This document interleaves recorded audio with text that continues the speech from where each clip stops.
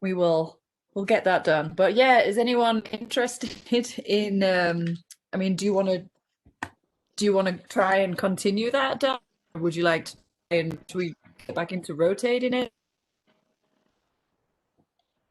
Um, if if they're recorded, that makes life a lot easier. The last few months, I haven't been at a desk with a computer.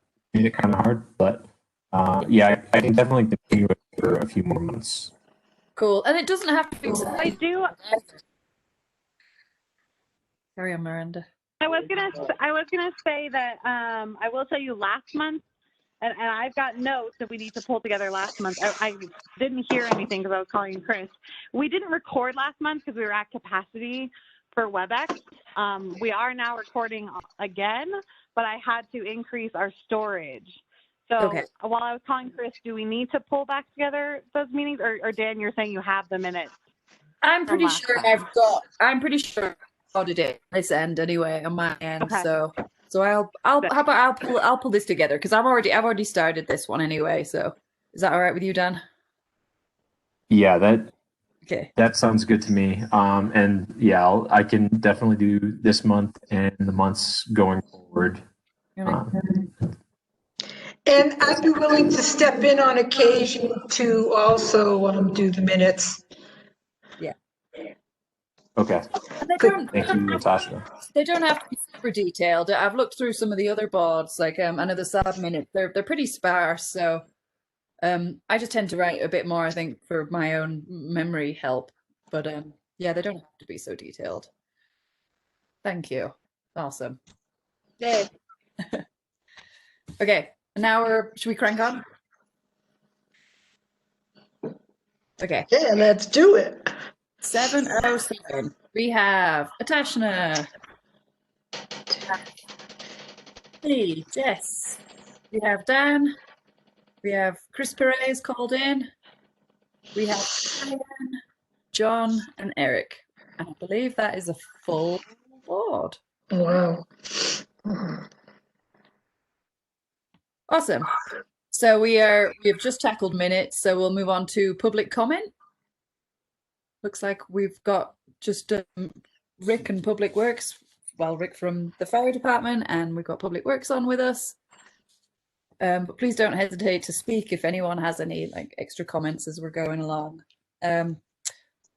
So let's just move on. Yeah, just a quick discussion of board functions. So we've just kind of discussed that, but I did want a little reminder of some of the subcommittees that we have formed.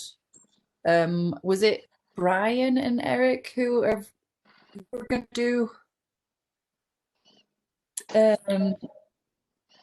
trails? Yeah, so we've formed a subcommittee of 2 so far to do the work on the trails master plan stuff, but anyone else is welcome to join. And I'm probably jumping the agenda gun here, but I have to say we haven't caught up as a subcommittee since the last ProSab meeting. No, I mean I have a feeling this was just a really busy month for everyone. We've had Thanksgiving and holidays and all sorts of work things are kicking off for everybody. So we're doing what we can right now. I mean, town has been really busy. Town staff have been really busy. It's just been a really busy few weeks. So one of the things. Yeah. Oh, I don't know. Are we talking about this right now? Sorry. Yeah.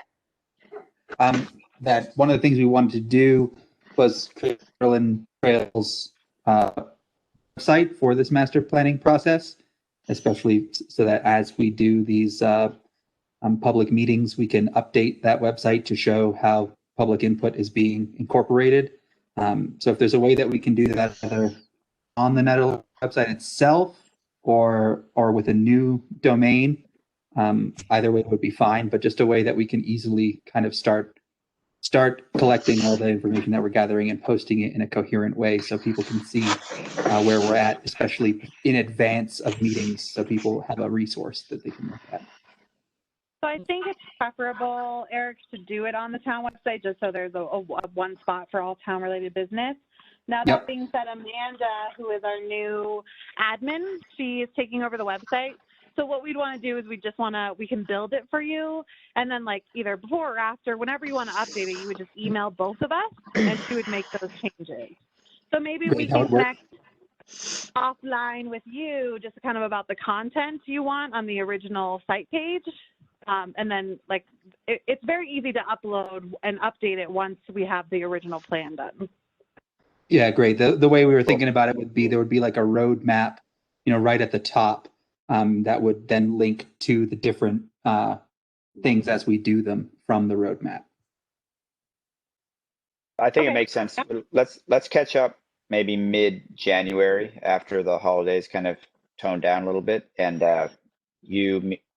me, Miranda, Eric, we can talk about what the content is we'd like to get up there, and maybe get that ball rolling. Oh, that sounds great. Cool. Yeah, and then we'll revisit this a bit more detail after some of the presentations. Let's just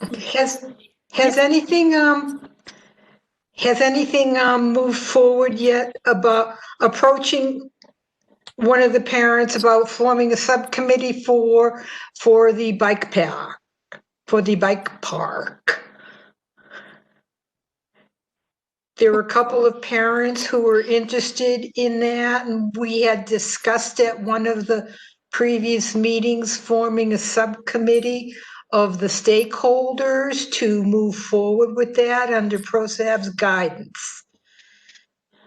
yeah, I mean, I've spoken to the guy who contacted us last time, and he's gonna put out some word to his community too. But yeah, that would be something that we could maybe reach out to some more people and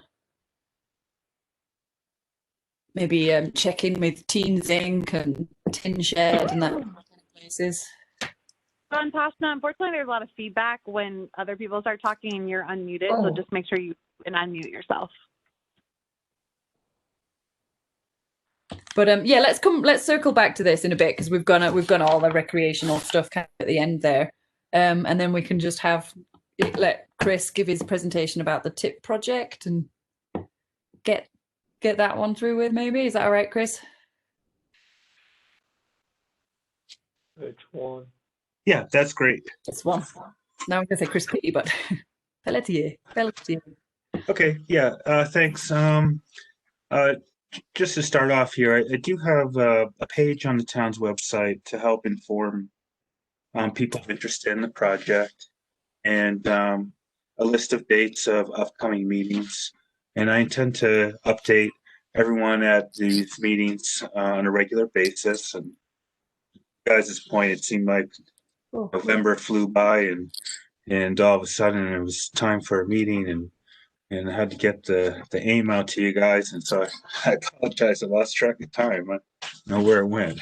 But Good. anyway, We're all in the same boat right now. I know, it's amazing.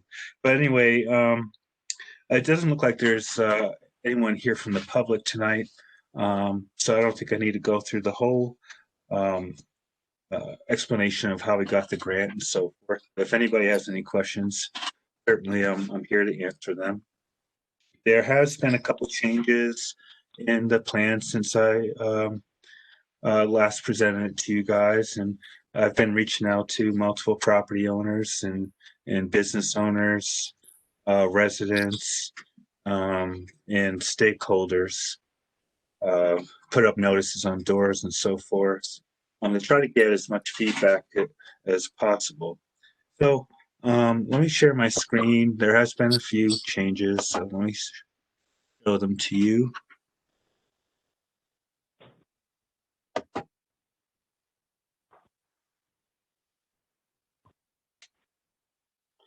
Hold on, I haven't quite figured this out yet for some reason. Yeah, they were quite detailed, those maps that you sent over. Yeah, we can see it, Chris. I think you're just on the bike corral tab. Okay.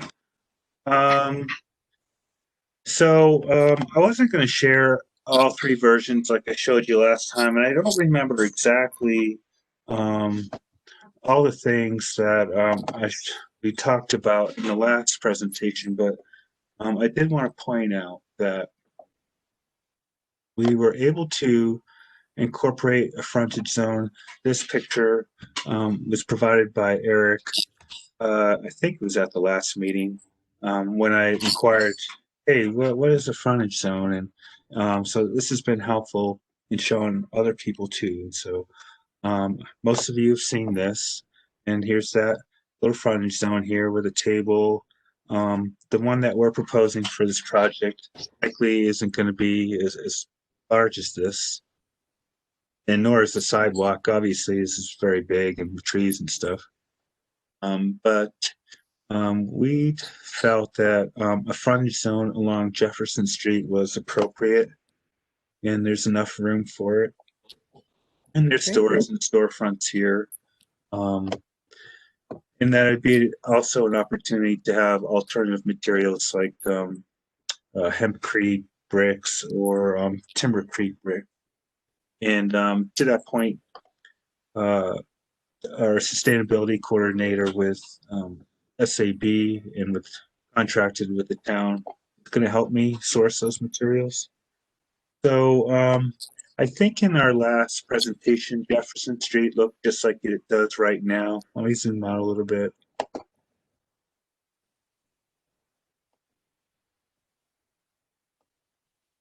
Jefferson Street essentially looked just as it does right now. It hasn't changed. There was some inquiry from property owners about the power line and the impacts of power and costs. But since then, we've had multiple discussions, and to be clear, the town isn't expecting any property owners in this area to pay for costs for burying power lines. But the power line, burying the power lines would start from here on Jefferson, this pole over by the business connection. And this line west of Ned's would be buried. Then the power line from over here on the section of the highway in First Street would be buried clear over to Jackson Street. These curb extensions were added, but it has changed, and I'm going to show you the concept or the exhibit that we are likely going to land on. But since we talked, we created this version where the sidewalk would be entirely in the right-of-way and not utilize property, except for where it comes into town hall. However, I will say that this is not a popular concept to actually the property owner that owns the property that Ned sits on and the business owner. Parking is very important to residents in town. Even though this is really a walking project, you really can't talk about it without also talking about parking. So that said, this isn't probably going to be the concept we land on, but it really depends on the discussion with this property owner and how it unfolds with using his property. So, Chris? Yes. I'm a little bit unclear. So this is just a preliminary drawing of the proposal. This is not the final proposal, correct? That's correct. Okay, with this proposal, and I had two concerns. One was the utility poles and who was going to pay for them. You already answered that question. In regards to the parking, which is an ongoing issue all over town, as it stands right now, how many parking spaces are we talking about possibly losing between Kathmandu and Nets? Okay. Since you brought that up, Probably about 7. the concept that we're landing on right now that I seem to be getting consensus on is this concept here in front of Town Hall Ned's, and it essentially where the sidewalk is located today. However, because we're expanding the sidewalk and the conflict of cars pulling in diagonally, that a fair compromise would be this parallel concept of 4 spaces plus this loading zone for just that, for UPS or town staff to bring packages and so forth. One of the reasons why this concept is desirable, I have an image here. I think many of us have seen something similar to this, but the cars tend to pull up onto the sidewalk, bump into the signs, as you can see here, and actually really reduce the space that people have to walk and for staff to maintain it. And it doesn't really provide a really nice, clear separation of pedestrians and cars. And so for this reason, I thought that this parallel parking would provide a better separation of pedestrians and cars, but still offer a fair compromise of providing a few spaces while not taking all of them. Okay, so 4 as opposed to 7. 4 as opposed to, well, really 5 because of the loading zone. 5 as opposed to 12. Oh my God. Okay. I'm having a hard time wrapping my brain around losing all those parking spaces when it's such an ongoing issue in the town. So for the time being, let's move on from that. And would you address the one-way street? Yes. Let me come back up to Jefferson Street.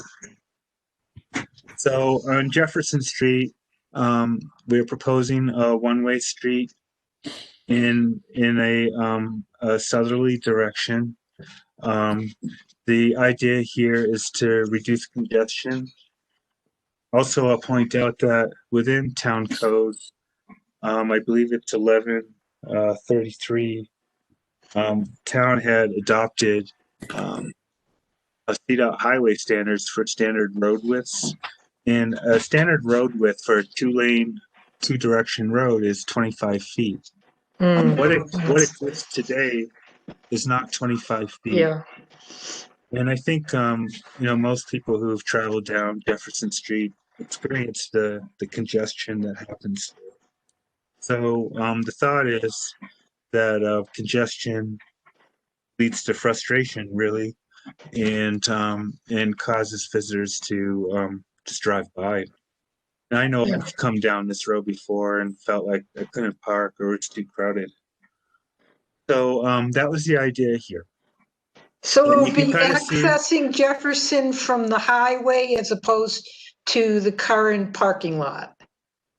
Yes. Oh, okay. So and you can see here this no man's land, so to speak, would be an area that a delivery truck could park and still allow traffic to go by. Also, a large truck would have more room without feeling there's a conflict of oncoming cars coming here, able to back into Ned's and make their delivery, or park out here and make deliveries to Kathmandu or whomever here that needs stuff. Oops. My only Would it be question is, it possible looks for- like that parking though is perpendicular. So on a one-way street, wouldn't you want to have angly parking? I mean, because you could get in and out way easier than trying to like make a 90-degree turn in a one-way street. And that could be considered, except for where there's a ingress or an egress, a driveway. When you have these angled spaces, it may not allow for entry into there as easily. Also, it's probably actually an angled parking takes up a little bit more space. So a typical parking space, I believe, is 18 by 9. but when you angle it, it actually lengthens a little bit, and you lose little bit of road width. But that's still a True, but consideration. I mean, it seems like it would be kind of hard to park there. Especially like if you said if there's trucks on the side, doing loading, there's no way these people are going to be able to just get in and get out. It just seems like it would defeat the purpose of the flow. And is going to be raised a fair bit, like it is now. I don't think the grade is going to change significantly. Yeah. Just because the other area businesses really dictate the grade. For example, the post office. Not the post office. Used to be Business Connection. Thank you. The Business Connection is set pretty low right here. Yeah. So to raise the area would cause drainage issues to the neighbors. So there has to be a happy medium.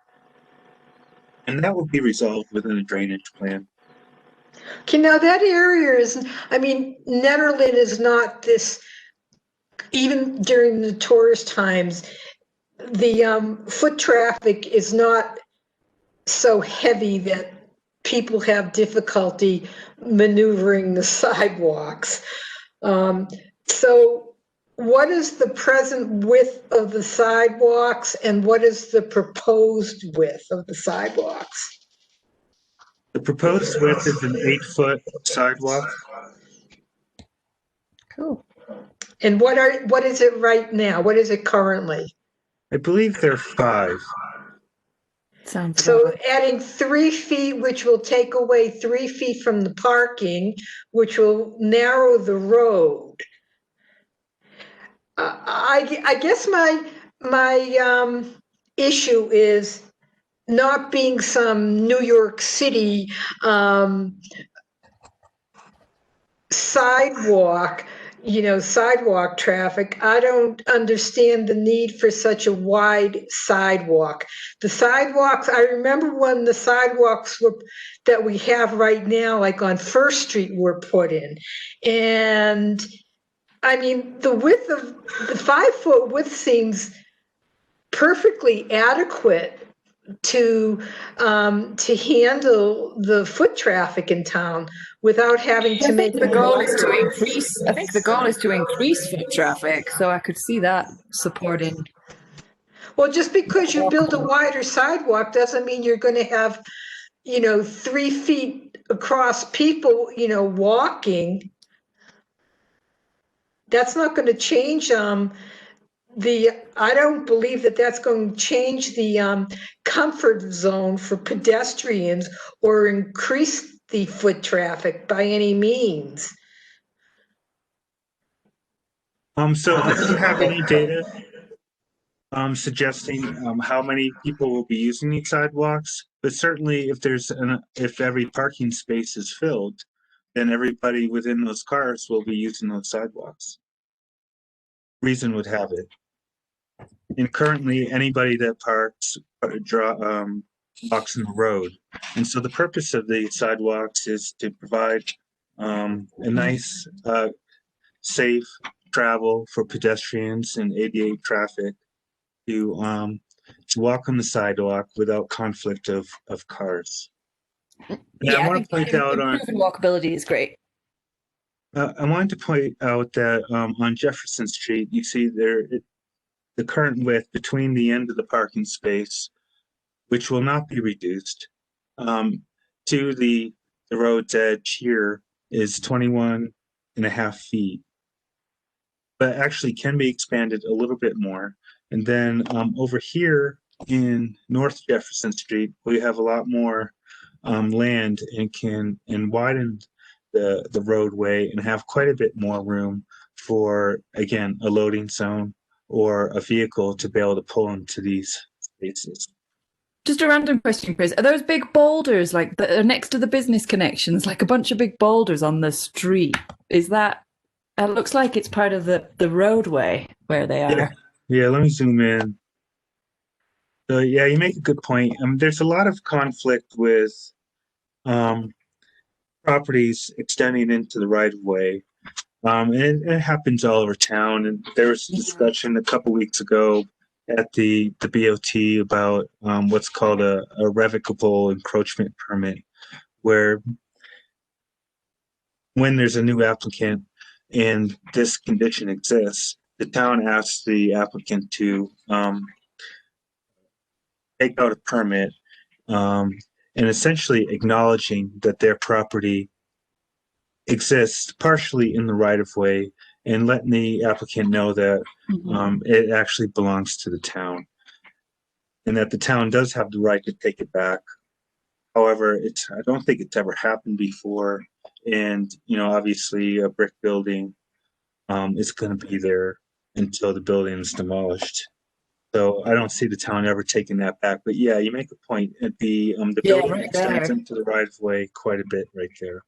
Yeah, and there's a bunch of like big rocks right there on the street. There is, yep. I think that's to protect the building from being smashed Sure. into. Yeah. Well, I Yeah. wanted to also highlight what Chris was saying with if we go to the one-way method, then even if we have our 8-foot sidewalks, which is the goal, the parking wouldn't be affected and it'd be easier on the traffic. So it seems like a pretty good plan. The idea is to reduce the congestion and conflict of cars moving in opposite directions. Yeah. So there'd still be enough room for a vehicle to pull into a parking space and then back out and turn around with an 8-foot sidewalk. Yes. Okay. And then here we've added some curb extensions. I think the view I showed you a second ago was much narrower, but we've landed with this concept to allow for larger vehicles to be able to navigate this turn onto West First Street and continue on their way. So you can see it's 40 feet here. We'd move the fire hydrant. This is also, and while it's not identified in this picture, and just to clarify, these plans are constantly evolving and changing, and just as an example, this has changed just since I submitted materials to you last week. So, but this area here is an opportunity for alternative materials and for delineation of an area where more pedestrians could gather. And then the same over here, and the same with this curb extension here. Chris, what does curb extension mean? Is that those big knobs sticking out in the road? Yes. Oh. So is that one way then now into the out of the visitor parking lot here? Yes. Okay. And then here, this will likely change a little bit, but the idea here is there's a raised sidewalk for traffic calming. The traffic can flow in a much more linear fashion with the cars in parallel parking like this. Likely though that this area will slide down a little bit. The rain garden will be extended down into here and capture storm drainage from First Street and Jefferson Street into this rain garden. Then the overflow would continue down into here into this stormwater area where we store snow and so forth. Then at the SAB meeting, Erica said that there were some great examples of these rain gardens at Scott Carpenter Park that I should check out. So I am interested in going to look at that. I'm going to move over to this other example real quick because I want to show you since parking was brought up, this idea of diagonal parking on First Street. Now it could be diagonal or perpendicular. I like diagonal because it's really clear that it's a one-way street, and sometimes perpendicular parking can be confusing without appropriate signage. But it seems like this is popular. The Planning Commission is going to make a formal recommendation to the DDA to request that they think about developing this. Now, this isn't a part of this project necessarily, and like I was saying at the beginning of this meeting, that this is really a walking project, not a parking project. But again, you really can't talk about this subject without talking about parking.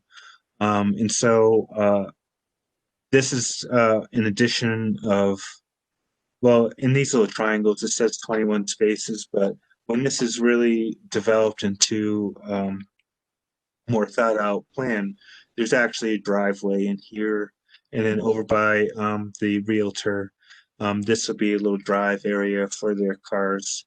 So it's probably likely closer to 17 spaces. Great. Okay, so that's across from Kathmandu, along Planet Mind. So for the parking spaces that we would be losing, if this area is developed for vertical parking, then we're actually gaining some spaces. Ultimately, there will be a net gain. Okay. So let me go back to figure 2 though, because this is really the concept, with the exception of this is just what exists today. And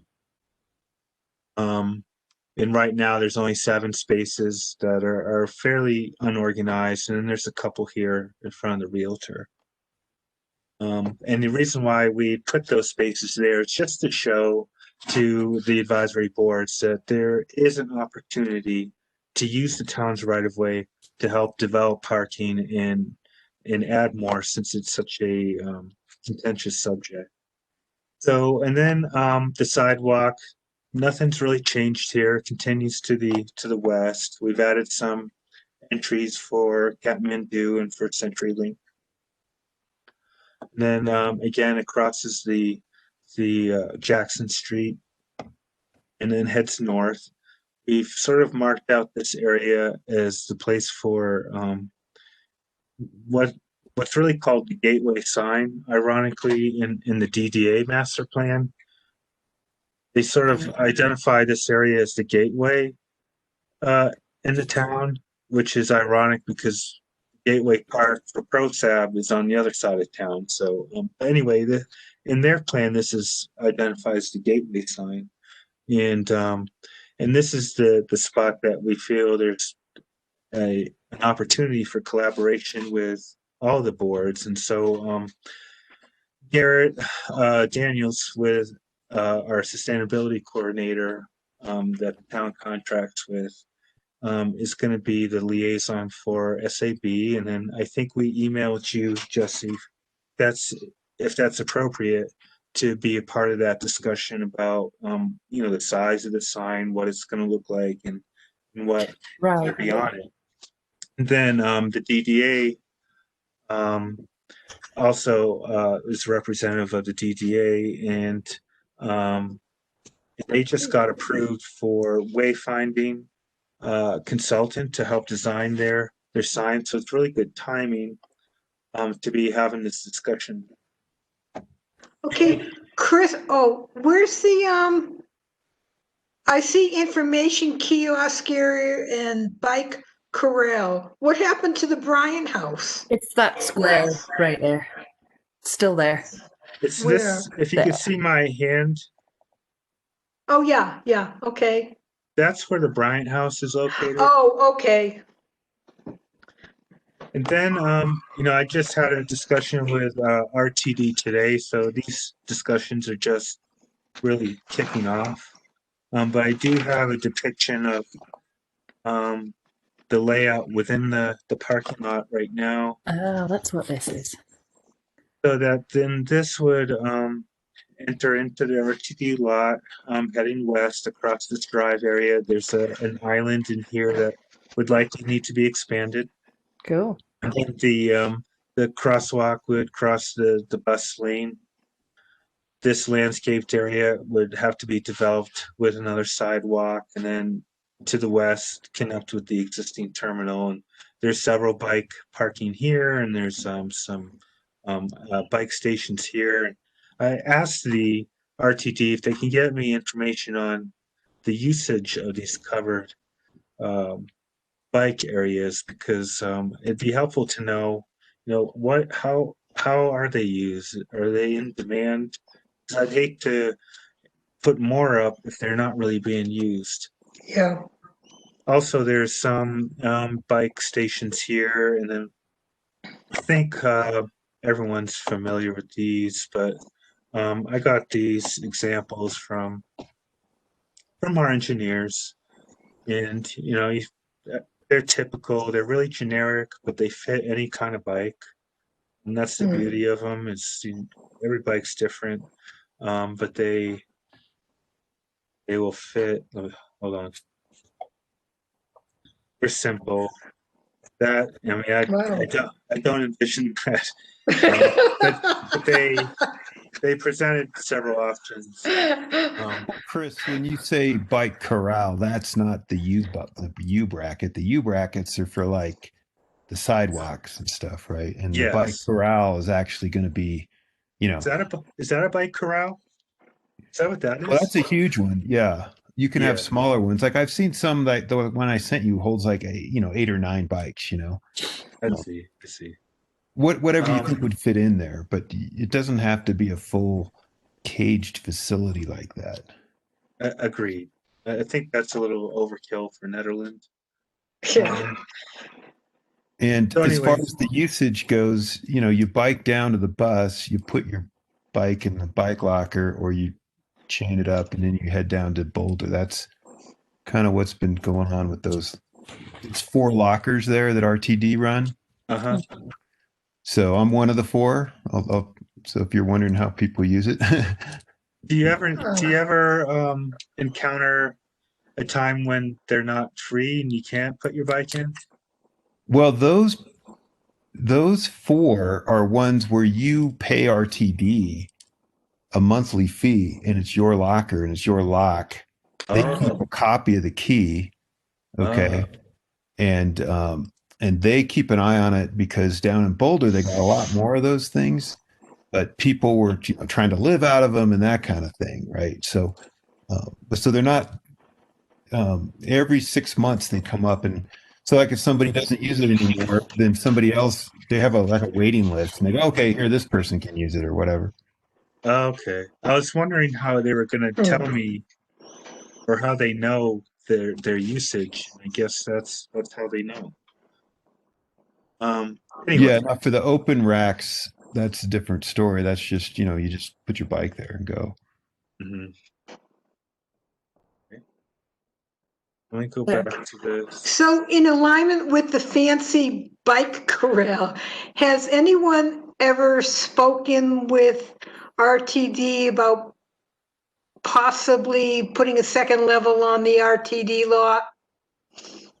No. Okay. They have extra, so they know what their current capacity of the lot is, and they keep track of it. And they have determined that the lot is roughly at 50% capacity. Oh. Huh. And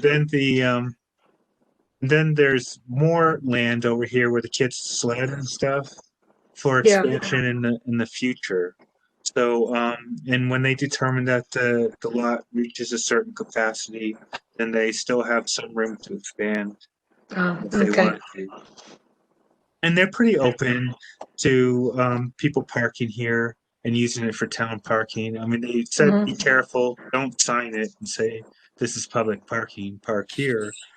But they really want it to be for their ridership. Nonetheless, they're easy to work with, and I think everybody's probably seen cars for sale in that lot before. So Chris, I know you wanted some feedback on like the location and maybe the size of the signage, the gateway signage, and what information goes on. Yeah, I mean, my opinion from the location seems like a really great spot. It's kind of an unused place that would be nice to be cleaned up a little bit, and it's close to the bus route. And Great. if anyone Yeah. has any, I think I've got that feedback from the DDA too. They like that spot.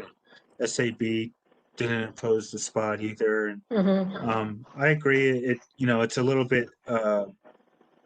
It right now it's just a placeholder. It's very square and chunky looking, but it can be cleaned up a little bit and made with radiuses and stuff.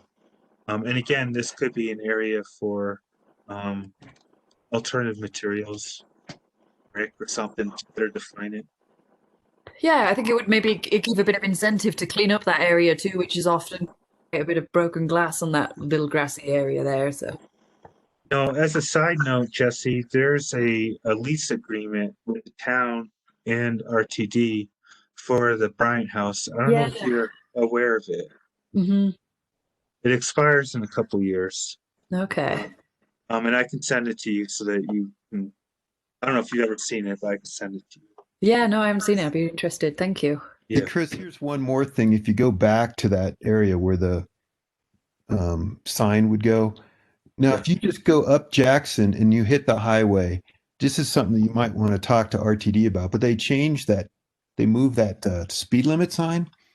So when they redid the traffic circle, so it says you can go up to 35 miles an hour before you hit the library. Yeah. Okay. And the library's been trying to get that fixed, but if we can get that tied into this, where after this sidewalk, which kind of pushes people to the library, Mhm. that's where the speed should be picked up, not Yeah.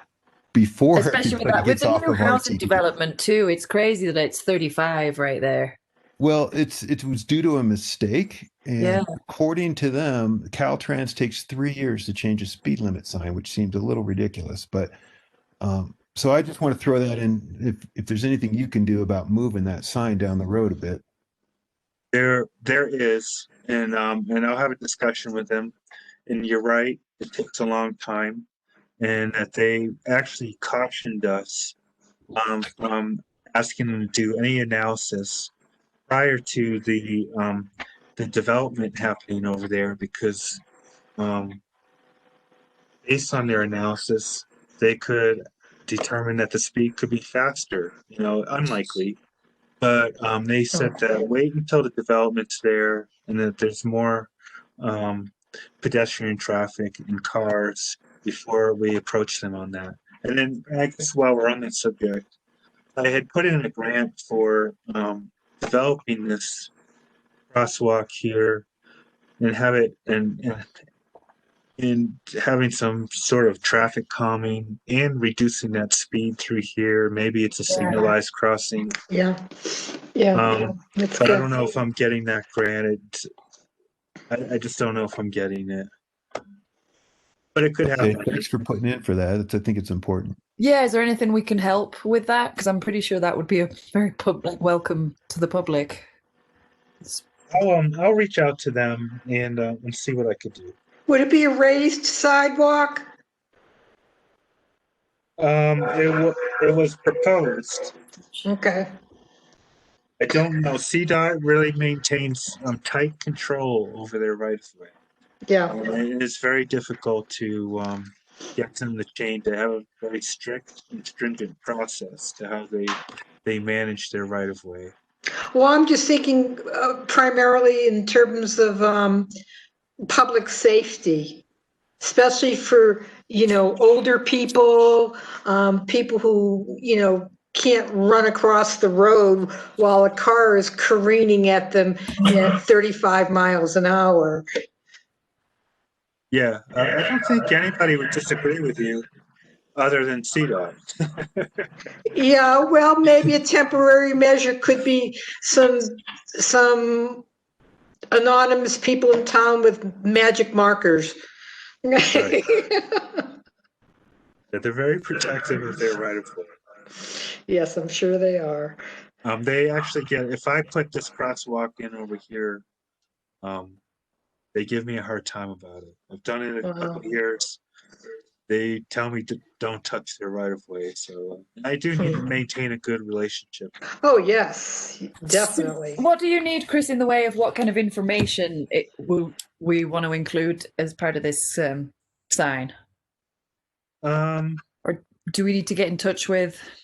I'd like you guys to collaborate and find out, what they're thinking, give them an idea of what you're thinking. If you're a good representative of the of ProSab, then if you're thinking about a trails map Yeah, just mostly trails map, I think. and they're thinking about a map of area businesses, then that collaboration is important. Then it's also important to know how big it needs to be and if it's lit up.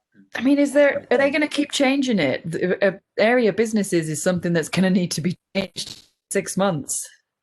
Right. That's a good point. So, all that needs to be discussed. Yeah. At this I would point, just, this point is just a placeholder Yeah. for the advisory boards to decide what, should be there. I don't have much of an opinion on it. No, I really think that, Jess, that that sign really should be tied into the wayfinding project so that Yeah. there's some consistency there. Like if we put in a sign and then do a wayfinding project that makes the sign sort of redundant or invalid, that would be Yeah. really a shame. So I think those two things need to go together. And I imagine that Merge, who they're working with for their wayfinding project, will sort of, probably tell them, I imagine, that Yeah. high turnover businesses are not a great thing to put on kind of a permanent kiosk. No. And so I think we should wait for those recommendations from Merge to come in about how they see strategy for the town, and then we can use those recommendations to make a good decision rather than trying so to do it we now. can recommend that we would like a trails map included because that's a long-term thing that's not going to change. Or something maybe digital that can be manipulated. Yeah, I mean, I know they were always thinking about putting something digital at the visitor center too for businesses. That's been a kind of on and off discussion. Exactly. Awesome. Well, it looks really great, Chris. I mean, it's great to kind of envision a more walkable downtown. Yeah, I'm really excited about it. I think it's really going to clean up and sort of be more inviting to visitors and encourage them to walk around. And I think it'll be great. And then also just to clarify, the DDA did agree to pave Jefferson and the visitor center parking lot. So as a whole, it'll be cleaned up quite well. As far as timing is concerned, I'm hoping to solidify Excel and CenturyLink, which takes a while to coordinate those folks to bury the lines in the spring. Yeah. And we're working on the design right now. And then start construction in the summer. That's the goal. And whether we get to paving by fall, I don't know. So the project is slated to spill out into 2022. But so it is ambitious. Okay, so Chris, starting in the springtime, going through the summer, seems like it would have a more adverse effect on the businesses in that area, as opposed to maybe holding off until the fall, holding off until September when things quiet down a bit. Yeah, but if we get snow in Natasha, it's this winter here, it's going to be tough for them to do that. Well, it's going to be tough any time of year around here, basically with the unpredictability. However, the priority should be the effect on the businesses. And it would seem that to start it in late summer, early fall, around August or September, the impact, while it will still be there, will be less than going leaf peeping season. Yeah. Well, to that end, I wonder, Chris's icon has a little exclamation point on it. I Yeah. don't know what that means, but I just wonder if we have any kind of plan in place for redirecting traffic while these things are under construction, or if there's, a way that we can, use alternative parking or Can we something open like up that. While community? Can we make the community center parking lot available for people and like lots Right, of or increased even, signage or if the Presbyterian Church is an option across the way, I don't know. yeah. Or That the- would require the shuttles Eldora. then. That would require signs and shuttles to make people aware of it. Instead of What- them what driving in about the- circles around town. What about the Eldora lot where the Vegetable Express used to park over by CenturyLink? Is that gravel lot available to be rented? Or That behind the one behind Kathmandu. yes. Yeah. I think there's a Ron Mitchell land. Ron owns that land. Private property, it's wrong. Yeah. I Is lost that an my option connection. to rent or something along those lines? Because it has signage at times that say it's for a overflow parking, I believe, but so it sounds like they rented at least. For a moment. I will add that part of this project is there'll be a signage plan, and from my standpoint, we'll focus on traffic signs and typical traffic signs and placement and where those will be located.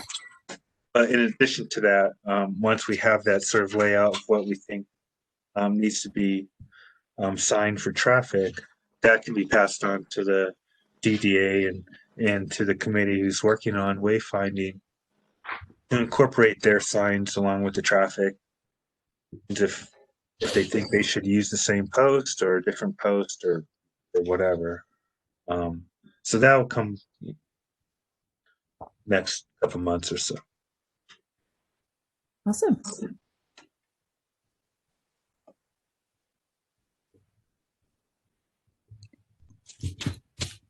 Great. I mean, I feel like we've covered that pretty well. Do we have any more feedback for Chris?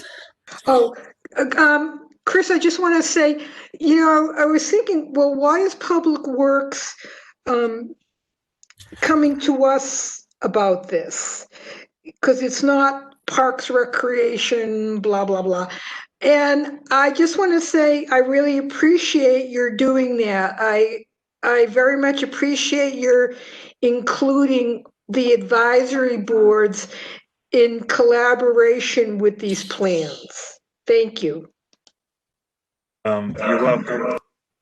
It was a hard lesson that I learned in working with the Parker Meadows Park to ensure that I get as much public input as possible when working on any project. And actually the Nederland planning process when it comes to these large projects requires involvement of the sustainability board to ensure that projects meet their sustainability goals and the values of all the advisory boards around town. So it's important that I try to get the word out as much as possible, which helps support the project as much.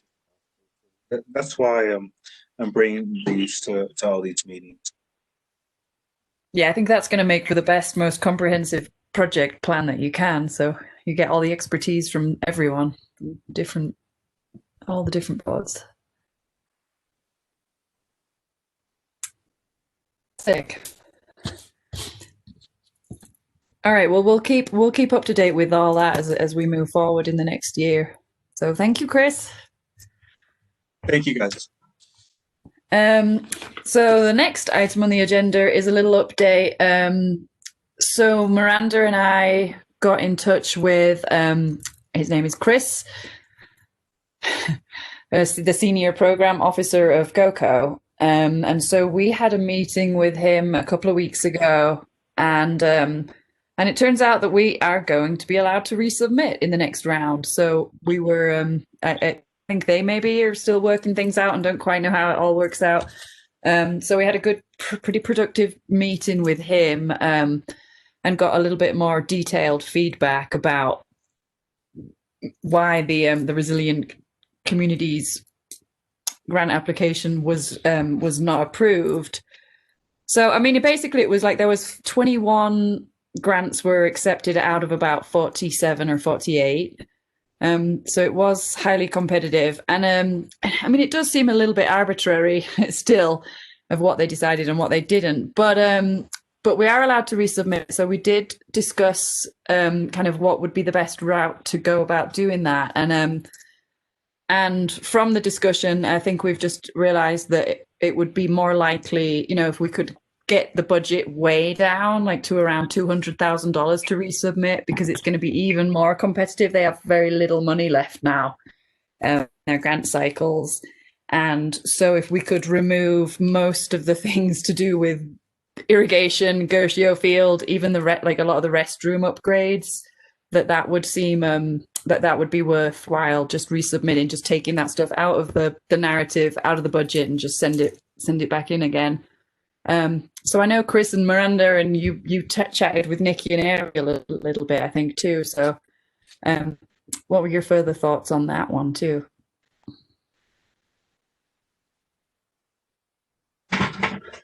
I went through the budget. My take on it is that the project is going to turn more into just simply a trails project. Trails. Yeah.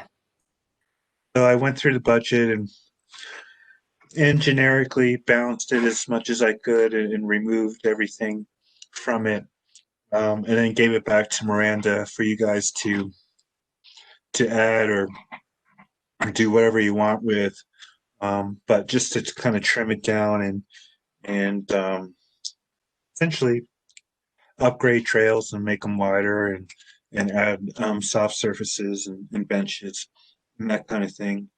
And maybe it's possible to expand the trails around. And I think there's a line item for public art or something like that. I can't remember what it was, but so that was really my only involvement in it, was just sort of to look at the numbers and evaluate them and then pass it back off to you guys. So it's really up to you, this group, of what you want to do. Great. So I guess the next step will just be like take a look at that, and then so we've got a couple more months. I think is it February? I believe would have to resubmit by for March. I think so. Yeah. I think February. so. Something like. Yeah. Okay. So we still have at least one more meeting to kind of hash that out, exactly what we would want to take out of it. But yeah, it would be looking a lot more like focused on just trails and increasing that access. Trees, benches. Would trees, would that be considered landscaping? Yeah, that would be still in it. Okay. So the main thing, because I just skimmed over the applications that did get funded, and it did seem that the majority of them, it did focus more on trails, landscaping, those kinds of things, as opposed to what the narrative said about ours, you know, a ball field and group recreational focus. So we can trim all that out of the budget and focus more on the things that we really want, that have to do with trails and amenities for people, like benches, tables and benches and trees, that kind of thing would be the focus. Yeah, it would just be basically trails, benches, trees, the waste receptacles. Okay. And that. Okay, sounds good. It still looks like it's around 200,000. But yeah, there's taken out the 60 grand for the irrigation and some of the other. Yeah, I think I got it down to around maybe $160,000 of requested funds, and then with the match, it was probably over 200 with the match. But as far as just hard cash from GoPro, I think it was somewhere around 160, somewhere around there. So just review the budget. Yeah, so it wouldn't be like a full Barker Parks plan, but it would be very strictly adhering to just the their strategic plan for pandemic related resources. Yeah, any amount of funds will be helpful. So I wouldn't shoot too high for it at this point. Let's try to do something conservative and kind of guarantee funding to make some positive changes. Yeah. So yeah, I mean, we'll continue just to kind of meet over that, and then hopefully we'll have something a bit more solid just to bring for the next January meeting. And yeah, just wanted to get your general feelings on that. I mean, it seems silly not to resubmit if we're allowed to. So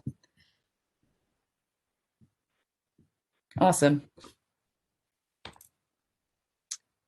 All right, let's just move on.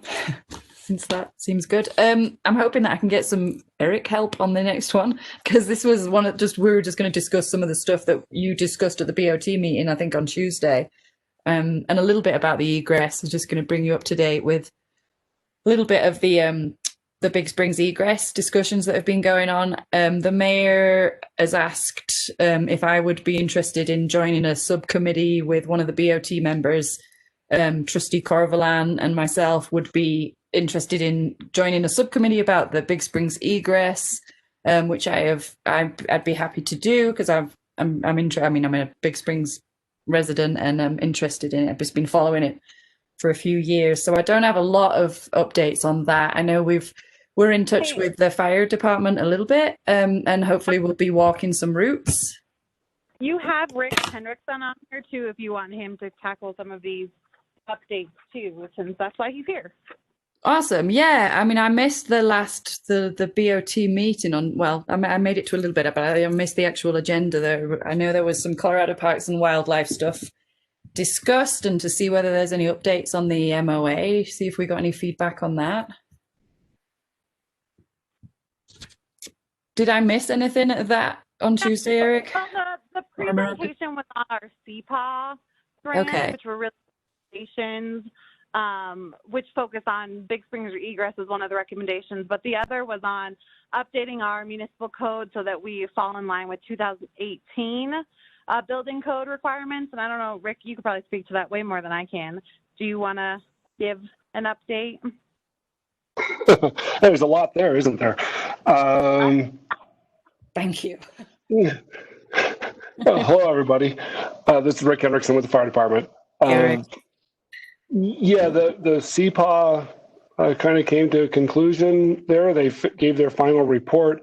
The big things that their recommendations were for us to get our codes, including, zoning, fire, building, wilderness, urban interface codes, all up to date. We were a few years behind on that. We have been working on it, but it's kind of been back burner, so this is going to help us move that forward. Other thing was working on fuel breaks and the egress routes out of Big Springs. There has been more movement on that since, or this week.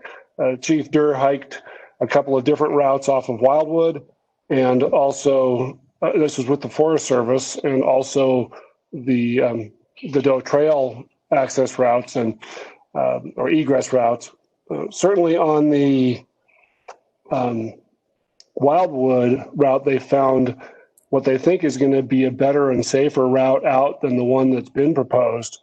I don't have a map with me to show you that, but that's just in the real preliminary phases of looking at it to see if that's going to work out. But getting another set of eyes on it certainly helped with that process.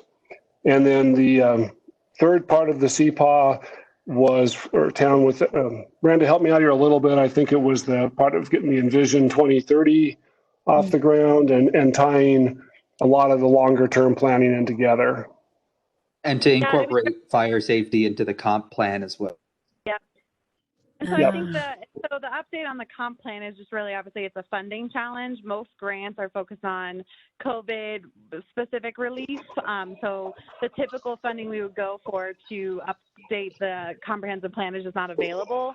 So the thought is that we tackle Envision 2030 now, and then with the goal of securing funds, hopefully by the end of the year, early 2022, to tackle the comprehensive plan.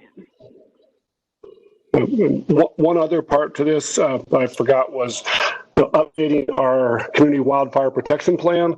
It was last started in 2000, finished in 2001. So it's been 10 years. It's looking for an update. Unfortunately, we really didn't have that front burner until the end of the year here. So there's nothing in the fire department budget for it at this point. They quoted $15K to do an update. It's probably going to run a little more than that because we would like them to tie in more of what the town's doing than they did before.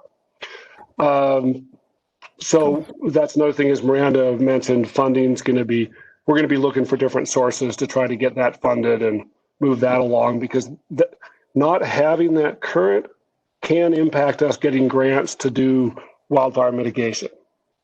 So we want to have that in place, and that's going to help us out down the road.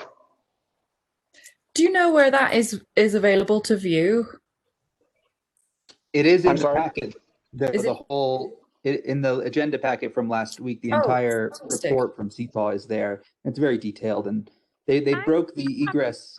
Oh, Sorry, I was just I'll email it really quick, but go ahead, Eric. they. I mean, I can even show it to you right now, kind of what it looks like, because I think it's relevant to our current discussion. Can you all see this? Yeah, thank you. So this was in discussing the fire break and egress routes from Big Springs. It was kind of in three parts, their recommendations. So part one was this: work with land management partners to develop the Doe Trail route into an effective fire break. And then part two was to establish a safe access to the Doe Trail egress route. And so that's really, they saw the ridge, right, along the ridge there where the fire break already kind of, where the cutting is already happening, as being, the best place to put it, and not down in the wetlands.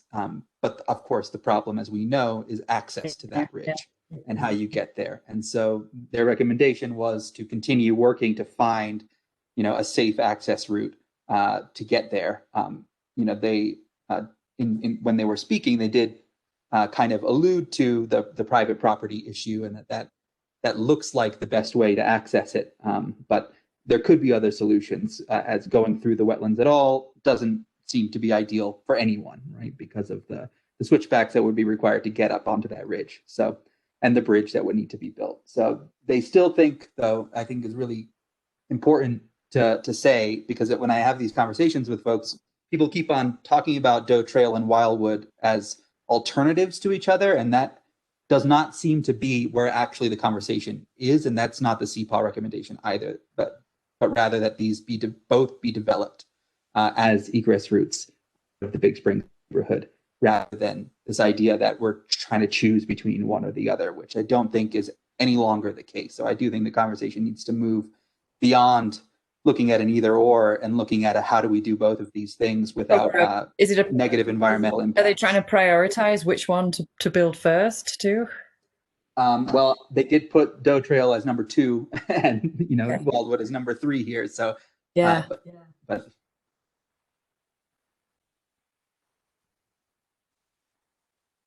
Interesting. anyone has add on that, but at least that's the way I'm understanding. Thank you. I just totally missed that. I missed the whole packet this last week for the BOT meeting, but that's really, I'll have to take a look through that. So that's still ongoing, and it's not moving fast at the moment. So we've got time to read up and do some of these walks. So Rick Durr, I know Chief Rick Durr, and probably a few other people in the team will be totally happy to lead some walks around the area for anyone who's interested. It'd be really valuable just to get some kind of on the ground experience of it, because it's very different once you're there and you're kind of envisioning the scenario of a fire in that area. Well, one of the things that Chief Durr, oh, sorry, go ahead, Rick. Oh, I was just going to say, I'm sure he'd be willing to do that. Obviously, as the snow gets deeper there, if it does get deeper, it's going to be more difficult to get back in there, especially on the Wildwood access route, the Doe Trail up on the ridge. Yeah, bring It your doesn't accumulate as snowshoes. much snow. So, yeah, it'll be more of a snowshoe hike. Yeah. Yeah, Trustee Corvallin and Chief Durr did discuss in the BOT meeting about making a kind of a self-guided route by marking trees or some other way of flagging the potential route so that people could go on their own and walk them. Yeah, and I mean, I follow- know there's like a lot of these all trail maps too. The app, like a lot of apps. I wonder Yeah. if we could just walk it and then share that. do something digital as well. Yeah. I think that makes a lot of sense to do that. So I think that subcommittee that Trustee Corvallin is going to be forming will be the place to get things like that done. Yeah, so I'll definitely be able to share information on that as we move forward. I'm just going to try and keep getting some of my neighbours a little bit more engaged in the discussions, and it's hard in the winter to think about wildfires, but every summer we're there again. So thank you, Rick. Thanks for updating that, and Miranda and Eric, thank you. So kind of just moving on from that into the big open-ended discussion about general recreation and open space and trails. I figured we could have a little discussion about the trails master plans for the next year, and then kind of our plans moving ahead with the recreational assets, the Ned Skate, and the rink. I know there's been a lot of questions about the Ned Rink coming up because we're moving into the winter here, and I think. I mean, I know personally, we're still tracking people down. We've got their emails. It's just a matter of asking like specific questions and hearing back from them. So I'll just open that up. I know Brian and Eric there. You were talking a little bit about the trails master plan and kind of just a little project planning for the future about a website and about how we want to maybe move forward with that in the next year. Yeah, so I think the thing we presented on last time was that Eric and I worked on kind of just the framework for a document of the types of questions we want to gather from the community and some other things, and we open it up to this broader board or advisory board to have a look at that. I think Atashna added some comments. I don't think I've seen any other comments come through, but it's a Google Doc. And then I think really the next steps in that process are for Eric and I and anyone else who wants to join the subcommittee to get back together, refine that doc based on the comments and other kind of expanded thinking we've done, and then start to try to migrate that doc to some sort of public facing thing, i.e. that new website.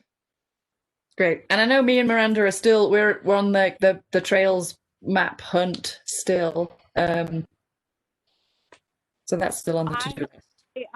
Which is not a great update, is that Randy does not have the original, Kay doesn't either, and so he's kind of just recommending we could try to convert the PDF into a Word. I haven't had a chance to do that and see what it looks like, or we kind of just start from scratch. Yeah, it's probably the best way to do it. Okay. Yeah, neat. That's no problem. Maybe we should just do that. Convert it too, and how wonky that ends up looking, and we can kind of go from there. Yeah, I mean, I wonder No harm in trying. If the town just has like the blank plat map, you know, that one that was in the downstairs room at the community center where we used to meet in the before times. There was that big map on the wall with just the plat outlines. If there's a digital version of that, it should be fairly easy to overlay it on a Google Earth. I can always see if like Lee Siddell or Lex Ivy maybe have something like that. Yeah, let me reach out and ask around. Cool. I mean, even that's not necessary, but Google Earth will do it. So yeah, not a whole lot to add from our previous meetings on the recreational assets. I don't think we've heard back from anyone. Actually, yeah, I've been in contact a bunch with Ned Rink because they were understand the COVID procedures for reopening. So I have tons of contact with them. Randy said he was a little bit busy from a skate park standpoint, but that he'd love to track down some documents for us. He just needs me to remind him as we get closer to our January meeting. Okay. And tennis, same thing. Like they just want, it was kind of tough with the holiday, but Specific I what? have been in Yeah. contact with all three. Awesome. Because the ice rink is going to be open in the next couple of weeks, right? Right, yes. And so there are some COVID guidelines. I mean, they are able to have upwards to 75 people, which is great. But, you know, masks, social distancing, stay within your family, Yeah. kind of the usual for every other place. But, yeah, they're really excited that they're going to open and that they can open. Yeah. Great. Yeah. And again, it's just would be great to have all that information somewhere accessible from the town. I know I've been noticing a lot of people asking about the ice rink and saying that, you know, their numbers are not up to date and the contact information, and people just don't really know where to go. So yeah, we'll just work on getting in touch. Jesse, is that in regards, and that very well likely is in regards to the town site or their site? Because their site, yeah, we don't control their site. So, but I have a bunch of contacts for the rink now, and so maybe we can reach out and just see if like we can support them. Yeah, exactly. Yeah. Okay. Yeah, because I'd be happy to. When I see these questions, I'd be happy to answer them for them. But you know, I don't know the answers, so it's hard. So that's just a matter of finding out when are their hours and their prices and the regulations and stuff that we can share. I think it seemed like a woman named Danielle, is who I've been talking to most. So I think I'm just going to send an email and I'll CC you on it, and we'll just kind of do that initial outreach. I mean, I haven't done much on it this month either, so I know it's on the list of emails to send. No, that list keeps getting longer. I got to just tackle it. Yeah. Yeah, I mean, do you have anything to add, anyone? I mean, I know, John, you've been working on some of the trails, and Dan, you've been looking into this stuff. Yeah, I'll jump in with an update on Bike Park. So I contacted the Fix Bike Shop in Boulder, and just as a recap, that was the shop responsible for building the Valmont Bike Park, or so I thought. They put me in touch with Momentum Trail Concepts. And so that's basically 3 guys that have a company building bike parks and trails. So they built the Valmont Bike Park, which is pretty cool. And I gave him, I gave a guy named Steve Wentz. He's basically the one that organizes their projects. Just a summary of what our plan was and whether he could, you know, provide us with some information to help us plan and help us get to the next steps. So I'll just give you all a quick recap of what he told me. And this will all be in that Google Doc I shared last month. But as far as new information, basically for the approximate size that I gave him, he quoted around $20K. And that's for their labor and, you know, other expenses related to like machine rentals and some other things. So yeah, $20K for their services. It would take between a week and 2 weeks. And I told him that we have a local excavation company that's interested in donating time and, you know, potentially multiple machines to build this. And he sounded pretty excited about that. So as far as materials, there's 3 options. You can just use the material that's on site, which it seems like that soil is pretty sandy, and he was not very optimistic about that. So the next option is to truck in material like more clay-based soil. And then the third option is to build an asphalt track. So the first two are pretty similar in costs, save for, the material transport. And then the asphalt option is about 5 times more. So it would be about 100,000. Wow. Considering we have a budget of 0. Yeah. So, When he told me Daniel, 100,000, Dan, I those laughed. first two with the 20K, is that pretty standard? I mean, is that in alignment with other bike parks that are somewhat similar, like in terms of small town elevation and everything? Yeah. So he gave me some recaps of past projects and costs.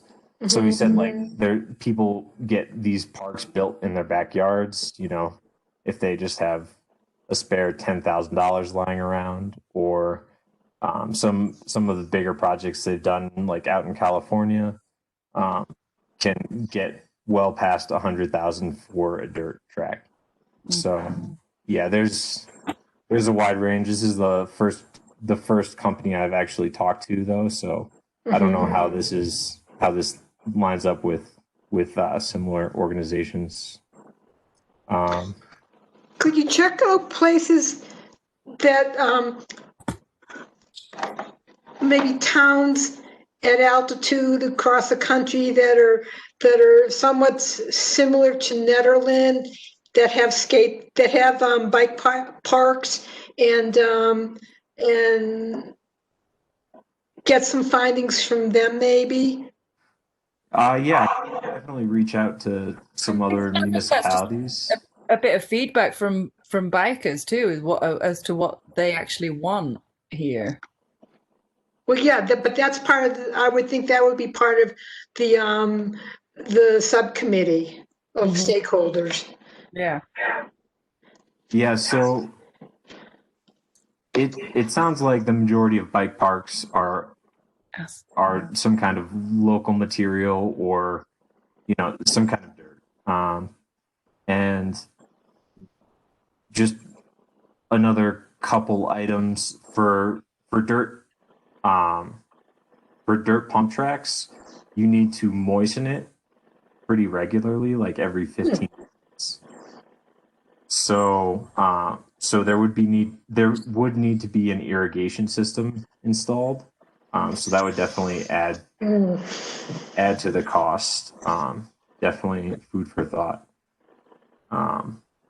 But I was telling him that it's pretty heavily treed, and he was saying that they could thin the trees but not remove them all, and that would help the soil or the dirt retain moisture. And he said that's a very effective method, obviously, just by shading it. And then as far as upkeep tasks for any pump track that's dirt, you basically would need to spend, he estimated, about 2 hours a week. So we would need to figure out who would be responsible for that, and tasks for upkeep would include like sweeping the track of large debris, patching holes, and ensuring irrigation is working well. Because if the irrigation is not working, then apparently pump tracks decay quickly. Especially with our wind, I'm sure the wind would take out a berm like it's nothing. Yeah, so as far as next steps for an organization like that, they can do a site visit to assess layout and material needs, and then so I Dan, are these folks local to Boulder, or are they from somewhere else? So it sounds like all three of them started in Boulder. Now one lives in Reno, one in Denver, and one in Eagle. Did you see that the Valmont Bike Park, they applied for a Resilient Communities grant too, and were rejected? They did not receive it either. What were they looking to do? Just to expand the Valmont Bike Park. Yeah. It's already pretty big. Yeah, right.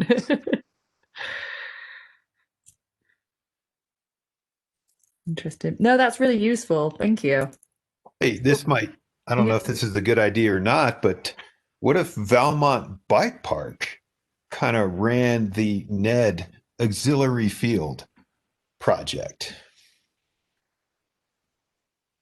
You know, get those guys tied in and buy in, and then they're already experts at all this stuff, you know? I mean, who runs the Valmont Bike Park even?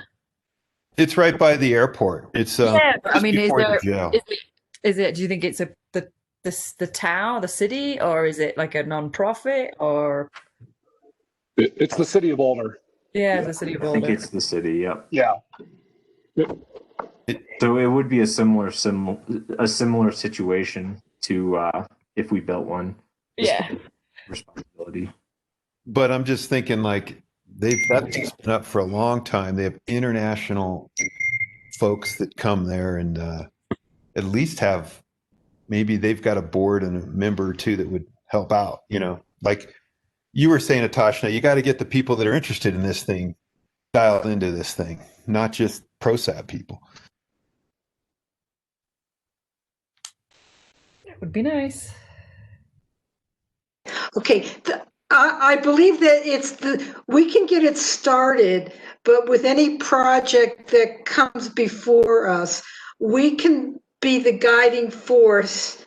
However, I really think that it's the stakeholders who have the investment who have to do the work if they want to see this happen, and not leave it like it has been traditionally all up to us. So we Yeah, just the best way to engage them. I know we discussed last time kind of putting a poster up down at the skate park, which I think is still something we should do. What else can we do? Talk to Tin Shed, I guess. Well, I think the one of the maybe one of the major thing is to reach out to those people who reached out to us and have them reach out to their network of people. Yeah, I mean, I did that. I reached out to that one guy who reached out to us, and so he said he's gonna share. He's not particularly interested in it because he would like an asphalt BMX track, personally, for himself. But well, maybe we can all go to his house. He can build it. Dan, that's some good information, though. I mean, we have at least a rough order of merit of costs there and ideas. Yeah, it's fantastic. Yeah. So yeah, it sounds like the next steps definitely to track down people Interested to keep this moving. So like, how many people are we looking for to make? Would this be considered a subcommittee? Yes, I So would think so. how many people is a good number for a subcommittee like this? Well, I think to be effective, the numbers have to be limited. I would think that like 5 to 7 people. Yeah, 5 to 10 people. Yeah. Okay. People So who are I guess actually the going to next step steps- up and do things, not just put their name on a piece of paper. It's being on a subcommittee. People who are actually going to be active. Yeah, people that want a pump track for sure. Yes. So yeah, I can reach out to a couple of the mountain biking groups in the area, a couple of the clubs, to see if they know anyone that lives in town or near it and would want a pump track. And That would be wonderful. I'll contact people. I think something that we have to keep in mind in doing that, Daniel, because in the past, well, for many years, it's been anything that has the word bike in it has been very contentious. Only because of the location, I think, Natasha. Only because What? it Barker. I think that What? was the only reason it was contentious, Because of where it was? because of the proposal being on Gershio Field. Oh, okay. But I think that there's probably still some, from some people in the community at large, they may feel that, well, it's those bolder people coming up here taking charge of everything and ruining our town. So I think regardless if that's still true or not, we do have to keep that in the back of our minds and be sensitive to that and garner the majority of the support from people up here. I'm not saying that we should exclude the expertise of the bike people in Boulder, but I think the focus needs to be on people up here. Yeah, and I think people get that. We're not running this for outside people. We're not even like a crew of bikers, so Yeah. we're trying to do this. OSAB, the biker gang. But I do think that it is kind of a, when approaching people about it, I think it has to be really seriously stated, like, this is not a town project that's going to happen, like, whether you participate or not. It's only going to happen if you participate, right? And that's really the main thing. It's not like we're doing this for you, we want your input. It's like, no, you have to do this If with you us, want to, yeah. or we're not going to have a public. Yeah. So yeah, that's I think it's a totally different scenario this time around. Yeah, well, it's a new way from how things have been done in the past. People become very complacent. Oh, there's that board. Well, those people will do everything. Yeah, well, this is not our special interest, so. Yes. And you mentioned Tin Shed, and it seems like they have a business interest in something like this too. It would just be another draw for people to come and rent bikes. So I'm gonna email the couple mountain bike clubs I know in the area, and gauge whether anyone would be interested from those. And I'll also go down to Tin Shed and talk to them about it. Just a very casual conversation. And I think for next steps, as you mentioned, a poster would be great.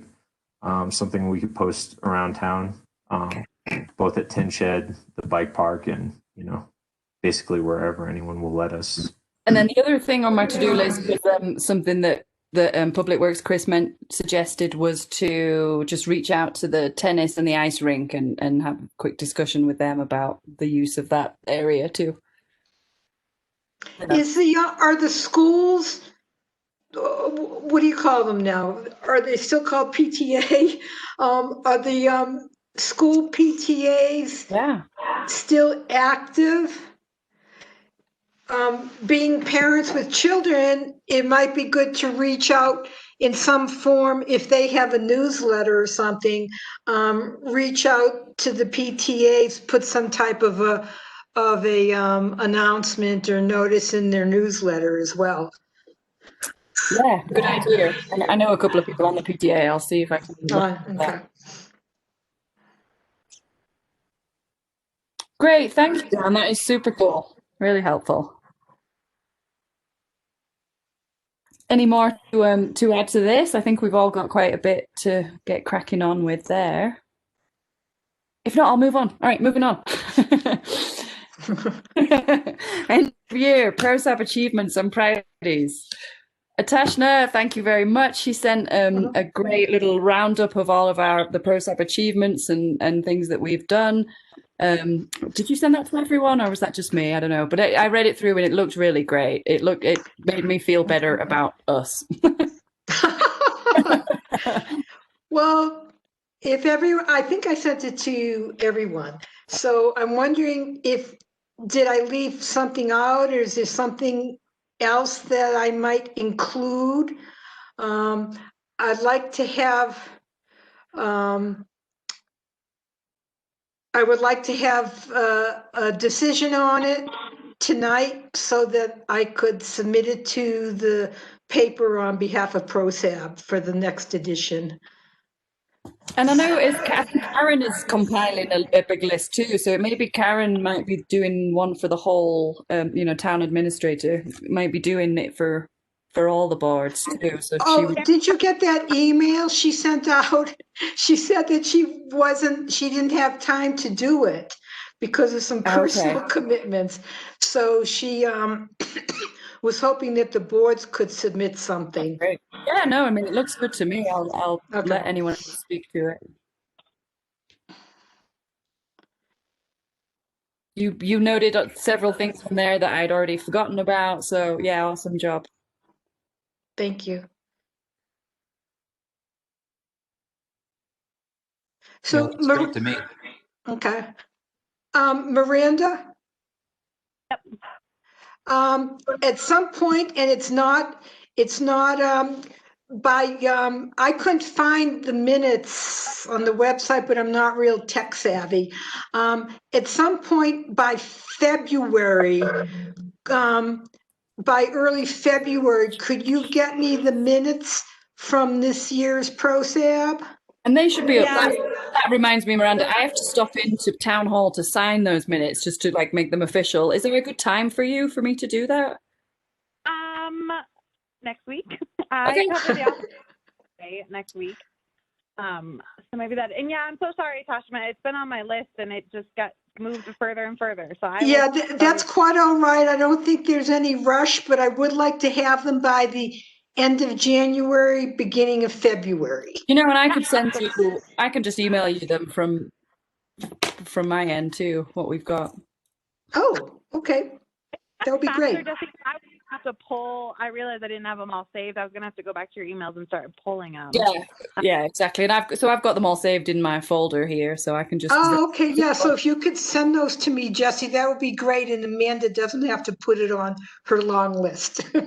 Okay. You, Jesse, will you just see me so I can print all those for you and have them ready for you to sign?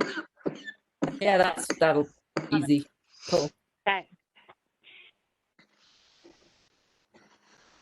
Okay. So that is just about it. The only other thing was that we did get one email from